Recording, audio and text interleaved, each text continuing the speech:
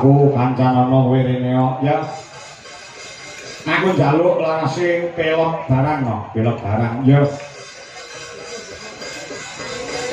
Sing takon jumeneng sinden ana telu ya kuwi Bu Dwi Kurniawati, Mayang Icilik-icilik-cilik karo Mbak Wiwi Irmawati. Oh, nggone rada rupak ya. Tak aturi medhun ana panggung sing isor. Aku njaluk lelagon kanggo salam pambuka. Kelinci ucul judule nganggo gamelan Bali, ya. Mumpung awake dhewe entuk berkah, entuk tinggalan, entuk warisan gamelan Bali saka guruku ya kakangku sing wis kewarga, ya kuwi almarhum Ki Entus Susmono saka Tegal. Ya. Iki gamelane Kang Entus ya. Alhamdulillah aku diwarisi no. Oh ngono ya. Kelinci ucul garap gamelan Bali. Monggo pun aturaken aku tak merono no. Ya.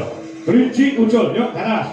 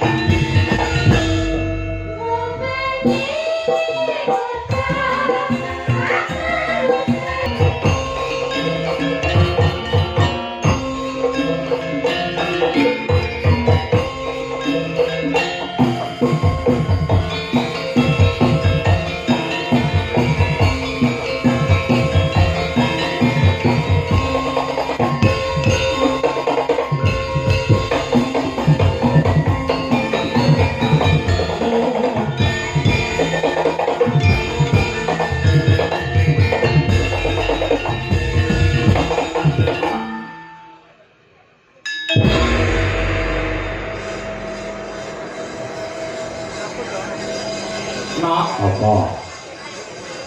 Sing dadi gagasane ati, sing dianti-anti rina wengi, fa insyaallah bengi iki wis lakon dadi bukti. Oh ngono ya.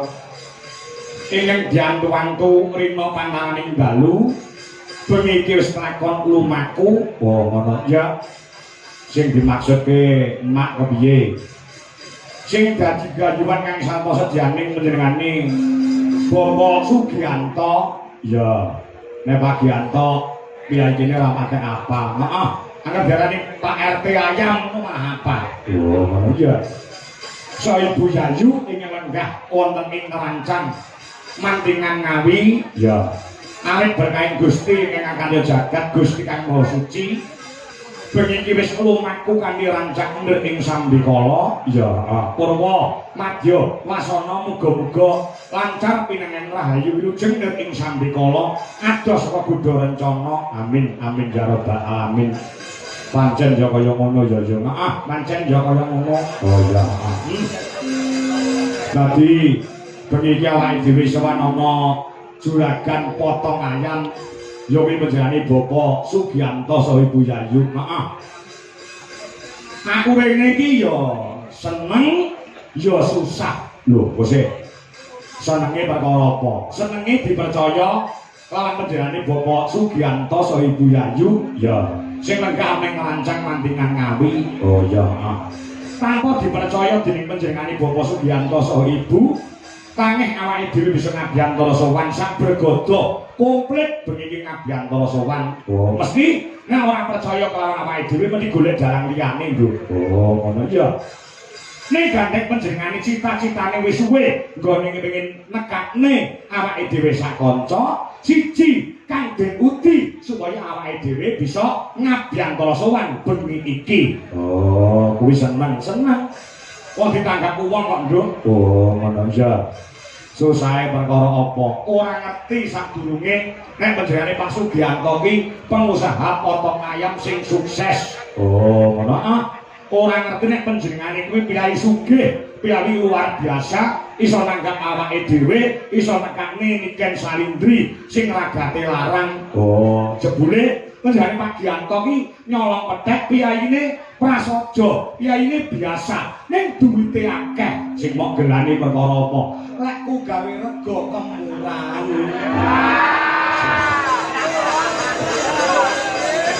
Kaya iso kaya ngono kuwi lho. Aku ora ngerti nek juragan ayam potong lho. Lah iya iya.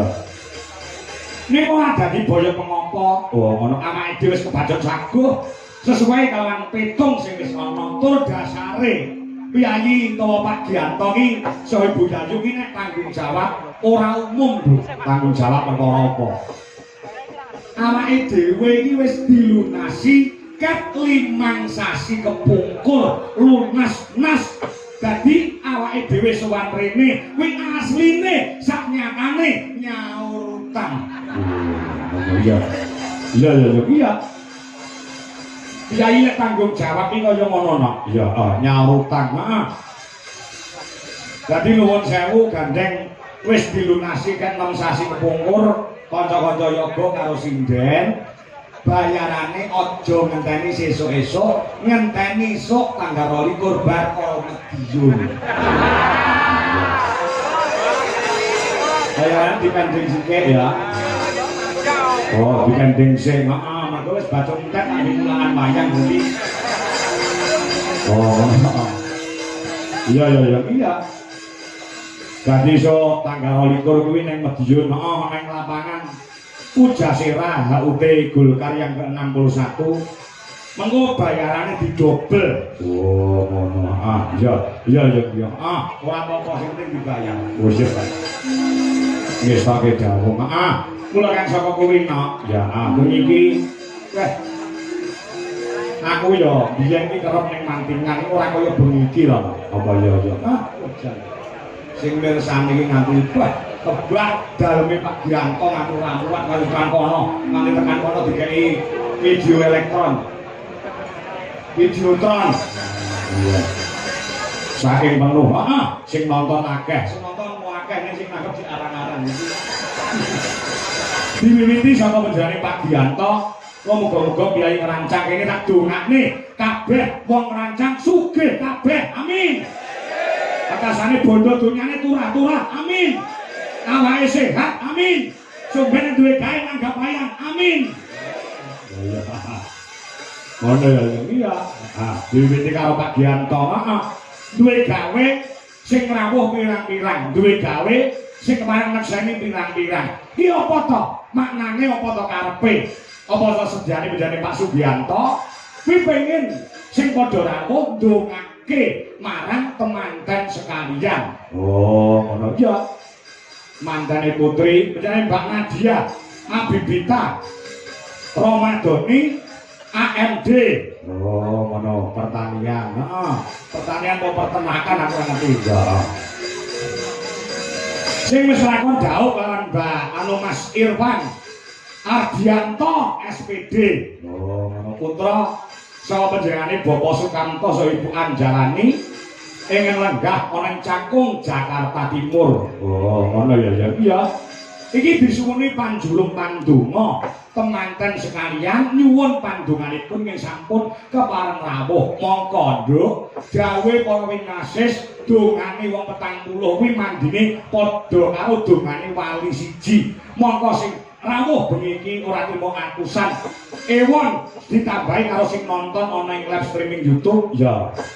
Muga-muga mujarab, muga-muga mandi anggone ndongakne marang temanten sekalian Mbak Nadia kawan Mas Irfan. Ya kanthi ndedonga nyuwun marang kurbaning Gusti Kang Kawasa anggone bebrayan panjenengane Mbak Nadia saha Mas Irfan pinaringana wahyuning jodoh wiwit saiki nganti sak lawas-lawase wekasane dadi temanten ingkang sakinah mawaddah warahmah maslakah bidini tata akhirah. Allahumma amin ya rabbal alamin. Pancen ya kaya ngono. Ora murung sing disuwun pandonga sing padha rawuh napa. Ngono ya. Sing mengkene pirang-pirang urung sing ana YouTube wis udakara mencapai 4000 pasang mata sing padha nyekseni anggone panjenengane Pak Gianto Pitik saha Ibu Yayu anggene mala ngramake Mbak Nadia saha Mas Irfan. Oh, ngono ya. Ya estoke dawuh yen ngono. Didongakne ya. Didongakne piye? Muga-muga temanten sekalian Mbak Nadia saha Mas Irfan dan dipercaya karo Gusti Allah pekasane ndang pinaringan golek kencana kang bisa tata jalma wujude putra tegese keturunan lanang sing soleh wedok sing solehah. Allahumma amin. Pancen ya ngono lho. Ya. Wong rabi wis pirang-pirang taun randang diparingi putra, randang diparingi anak kuwi neng pikiran iso kuwur, bingung. Oh, heeh. Ya ngetoke dawuh. Dadi anak kuwi penting tumrape wong bebrayan kanggo srana neruske marang sejarahe wong tuane. Oh iya. Ya ngetoke dawuh. Gawe anak kuwi supaya dadi anak sing soleh. Anak wedok sing solehah kuwi ana carane. Ana lho. Iki men dicatet karo Mbak Nadia saha Mas Irfan. Oh, heeh. Nek perkara ilmu sik dhuwur mantene lanang wedok. Mantene wedok wae AMD pertanian. Ya. Mantene lanang wae SPD sarjana pendidikan. Oh, nek babakan nyamu lan kawruh isih pinter manten loro-lorone. Nek perkara gawe anak sik pinter aku karo mantene. Iya. Tenang iya. Apa nek teknis-teknise dina-dina sing apik supaya gawe anak kuwi dadi anak lanang sing soleh, anak wedok sing solehah. Ana lho. Iki dicatet sik karo temanten sekalian Mbak Nadia karo Mas Irfan. Dina sing paling apik, dina sing paling becik, hari yang afdol untuk membuat anak utawa gawe anak kuwi paling apik dhewe siji lho. Apa? Malam Jumat. Ngono ya. Iki diarani sunah Rasul.